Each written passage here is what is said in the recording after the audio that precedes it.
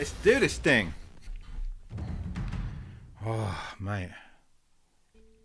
Welcome to the Flat Earth Podcast. My name is Rick Flat, your host as ever. Take a moment, if you can, just to like, subscribe, press the little bell icon. If you want to find out anything more about the podcast, head on over to theflatearthpodcast.com. There you'll find everything you need to know, previous episodes, photos of my face, a lovely PayPal button where you can buy me like spaghetti, tagliatelle, linguine, I don't know, other wheat-based products that don't. I think this thing through a little bit, man. This don't work, this bit. Like, I've got to come up with something better to say, man, but whatever. I hope that you're well. Life has taken on a strange and bizarre kind of like flip even more. You know, this heat wave we've just gone through, we're out of it now. We're still warm outside, but it's not up in the 40s. Mad stuff was happening yesterday. Like, fields were lighting on fire. More about that in a moment. All kinds of stuff going on. Here in England, we've got this weird, stupid thing going on with the government at the moment, where you're looking at these 5 complete idiots who are all trying to vie for the freaking leadership team. And you just wish that Vecna from Stranger Things would want to open 5 more gates and he could come and kill them all, you know, give them some of that woo kind of treatment, you know what I mean? But life continues, man. You know, petrol's now up to £11,000 a litre. Your electricity is costing you even more. You can't fly anywhere. You can't drive anywhere because the roads are melting. Just everything's bad. The other morning, mate, I don't know. You just get up and just people are crazy. Just people everywhere. People are madness. But one thing that hit me yesterday, I was watching the news, or it just caught the news. It was on in the background, and they were talking about these fires that broke out during the heat wave. Particularly in London, and I think East London somewhere. And a guy on the news said that the fire brigade or the police were going from house to house in that area, and they were saying, you've got 5 minutes. You've got 5 minutes. Grab what you need and get out. And loads of people did, and quite a few people lost their houses, burned, gone, laters. And it just got me thinking. And this is like just a quick podcast because we're in the middle of summer. We don't want long podcasts. If I had 5 minutes, if someone ran up to my house right now and said, there's a wildfire coming through Hertfordshire and it's coming for your house, Rick, and they said it's over at number whatever down the road, and you're like, you got 5 minutes, grab what you need and leave. I honestly thought to myself, whoa, shit, what would I grab? What would be my go-tos? So I thought 2 things. What would be my go-tos? And then I thought, what if my wife wasn't in when this happened and she came home like half an hour after the 5-minute warning, the house is on fire, everything's going up. What would my wife think when she looks when she looks at the pile of stuff that I gathered in that 5 minutes? How angry would she be with the stuff that I decided was important? How much would she agree with, and how much would she go, why didn't you grab this or why didn't you grab that? And it's an interesting question to ask, and it's something that, you know, maybe you've been asked before or thought about before. Like, in a hurry, what are your essential things in life?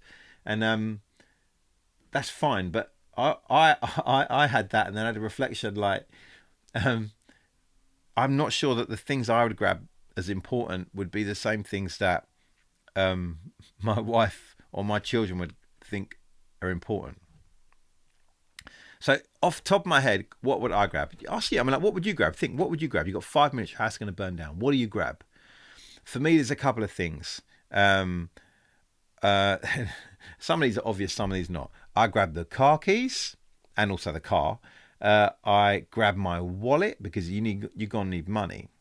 Then you get into the area of like the maybe more superficial, I think. I would grab some watches. I've got a collection of watches. None of them are super expensive, but a lot of them have sentimental value, and I like watches. And like, you've got to tell the time. It's going to be, if we're going to be homeless now, I want to know what time it is. I'd grab some watches. I would certainly grab this. I would grab my MacBook Pro because my whole life is on here. All the books I'm writing are on here, although also they're up saved in the clouds and up in the vast interwebbed, misty, Weber cloudy thing. But I'd grab my laptop because, like I say, so much of my life is on there. Details about everything, and I don't know, like emails I've not read, and you know, my only portal to Netflix is this. I would grab my phone, obviously. Then I'd probably grab a few items of clothing. I would also grab this thing right here, my camera. I might grab the podcast equipment. I don't know. But then it'd just come down to like stuff like, well, you know, I'm going to need some clothes, so shoes and underwear and socks and t-shirts and hoodies and hats and stuff like that. That'd be, those would be my go-tos. And I had this moment where I think if I grabbed that, if Zoe came out, Zoe's my wife, if she came in and she saw my pile and she saw, okay, you've got the car keys, good, and the wallet, and then why have you've got like 11 watches? What do you need 11 watches for? And then she's like, you got your laptop, like fair enough, but like I think she'd say like, where are the family photos? Like we got a lot of stuff again on this laptop, access to so many, all of us, right? I got like tens of thousands of photos of my children from when they were born all the way through. We've all got that, but we never look at them, they're just there, right? But we've got actual physical photos in frames of children. No, not of children. Like I've got photos of your children in the house. No, we got photos of our children in the house from very specific points, all framed up, and we got them printed or they were gifted to us because, you know, whatever reason. I imagine she'd want me to grab some of that stuff. She'd say to me, Rick, where are the children's toys? Because although my children are both older, there's still toys that are important to them. In fact, where is any of their stuff? And then my wife might also say, Rick, why don't you grab any of my stuff? Like, where's some of my clothes? Where is some of the things I care about? I don't know. Books. Where's my hair straighteners? Where's my hair dryer? Where's my jewellery? Where are whatever? Where are the kids' art supplies and stuff like that? That she'd say a million things. And I guess I'm thinking all this because I'm like, it exists as a weird wondering that I think about sometimes. And I've just made you do it. Maybe you're thinking about what you'd grab. But to hear on the news, someone had that as a reality. Somebody had a supermarket sweep, fill your trolley with as much as you can in 5 minutes moment in their actual house for real. And then had to watch as their house burned down, and then maybe had a situation when their partner, their family maybe returned from wherever they were and just had to look at the pile of stuff that was left of the house and go, wow, well, why did you choose that? And it made me think about what's really important. What is really important? I've already told you that I'm kind of vacuous and quite a fragile and shamefully shallow person, I guess, by the products that I decided to take.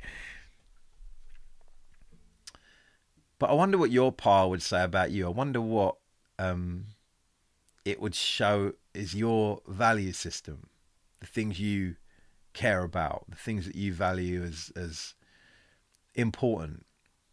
Because like I say, for some person, that was a real moment that happened. That was real. That wasn't no jokes. It wasn't no imaginings, no dreams. That was real. They had to pick certain things and leave certain things. What do we value in life? What are the really important things to us? What are the emblems and tokens of our life that exist physically, that we would make sure we have, that we would really be sad about if we lost? You hear about this sometimes, don't you? People go on holiday and come back and their bags disappear and never seen again, or people get burgled. I had friends of mine burgled, and people come in and they take stuff, and it's never the valuable stuff that gets taken that they're worried about, unless it's kind of, you know, it's a ring, you know, like a ring gets taken. It's not always that it's valuable. It's because it meant something.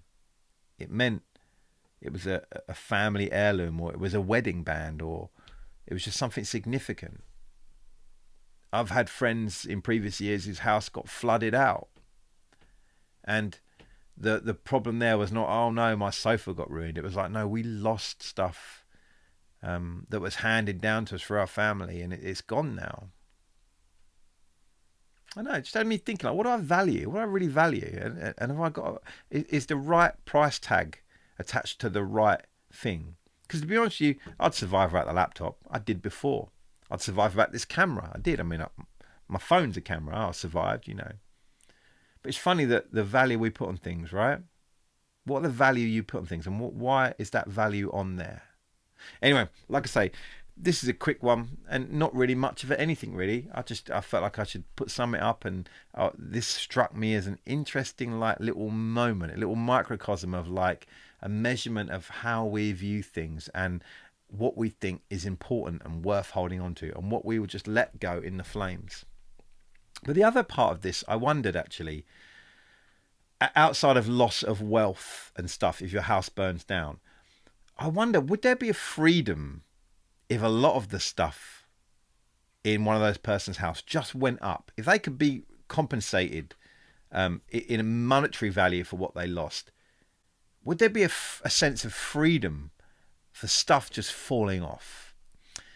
I was checking my emails the other day. I hate emails. I've always hated emails. Like before email existed, I didn't want letters, you know, but suddenly email came. It's like, it's electronic letters, right? And I'm aging myself here, I know, like you all just accept it, and some of you over it, never read your email.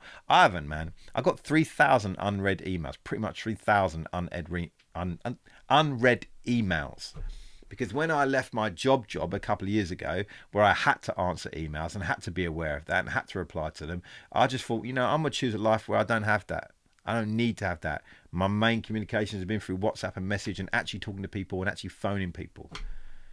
So I'm like 3,000 emails behind or whatever, right? And it's not a massive problem. A friend of mine, he's like 20,000. Do you know what I mean? I don't know how many thousand of emails you're behind. But I don't feel I can just press delete on all of them. I'd love to go select all, delete all. I'd love my email account to be 4 emails. Like I'd like the welcome to whatever email provider email. Then I'd like just a password reset from somewhere, or an offer from, I don't know, some voucher place or something. I just want just a couple of emails instead of these reams and reams and tens of thousands of emails.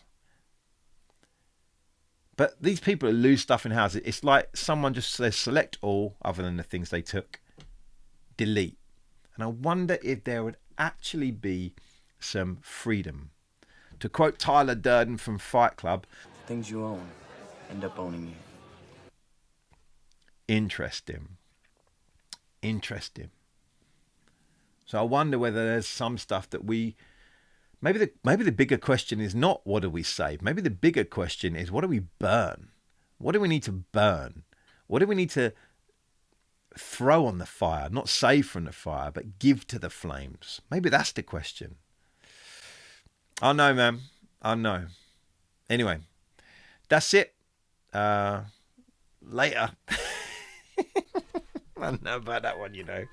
Seems a little sketchy to me, bruv.